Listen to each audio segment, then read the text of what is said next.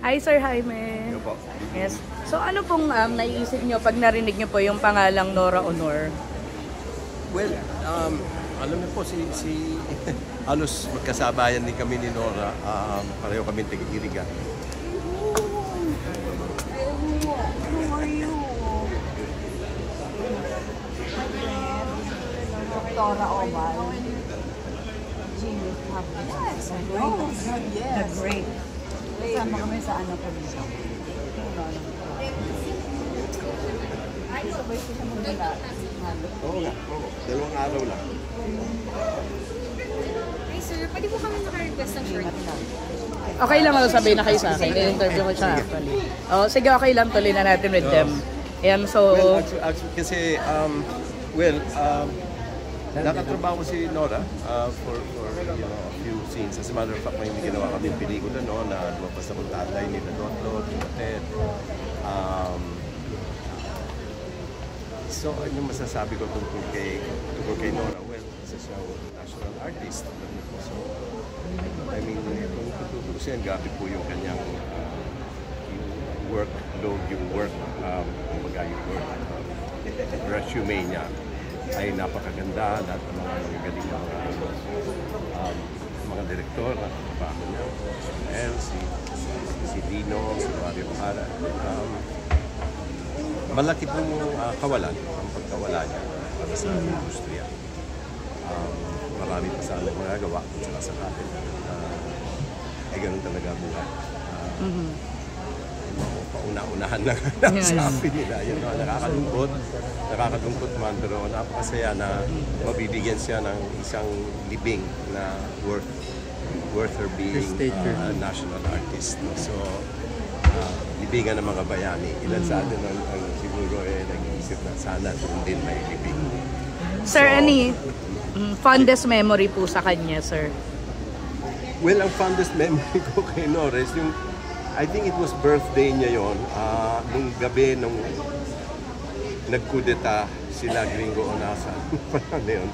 Nandun kami sa bahay niya sa Scout Fernandez yata yun, if I'm not mistaken. And doon na yun yung pag-pauwi po ako noon is yun po nag-uumpisa na yung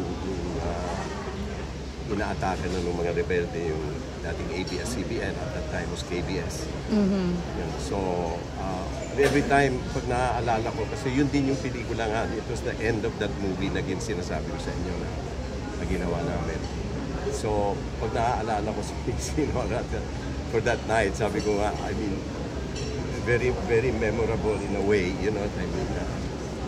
So, kinuwento ko nga rin dun sa iba yung nangyari yun. So, yeah, she will be terribly missed by the industry, lalo nung mga medyo, Noranyan din ako. Okay. So, Godspeed, Nora, may you rest in God's eternal peace. And pray for us and pray for our country. Kasi kailangan namin ng prayers sa mga panahon ngayon. How would you describe her as a friend, as a coworker? Well, she was very professional. So I imagine, you know, I would consider na we were really close. No? We were not actually. We were co-workers in effect. But magkababayan kami kasi pareho kami taga-Iriga. Bicol. Na Marines Sur.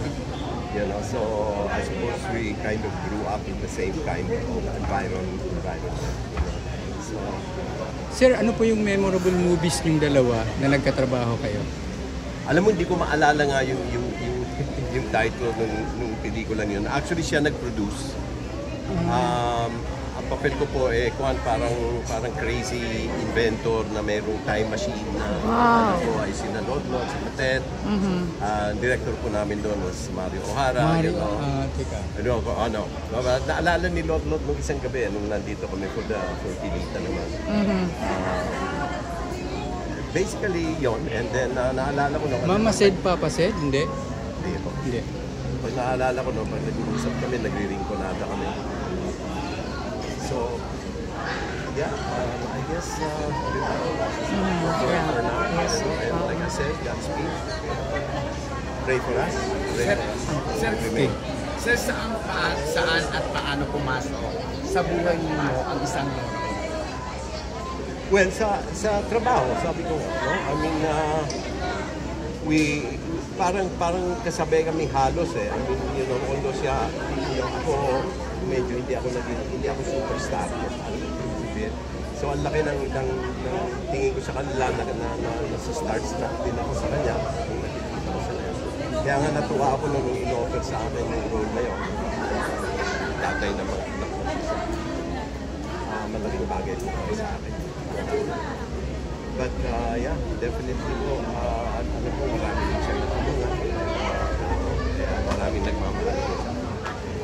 And sana po, lahat tayo, panahon na tayo'y aalis na rin, sana marami rin magmamahal sa akin. Kahit po, pagmamahal na rin.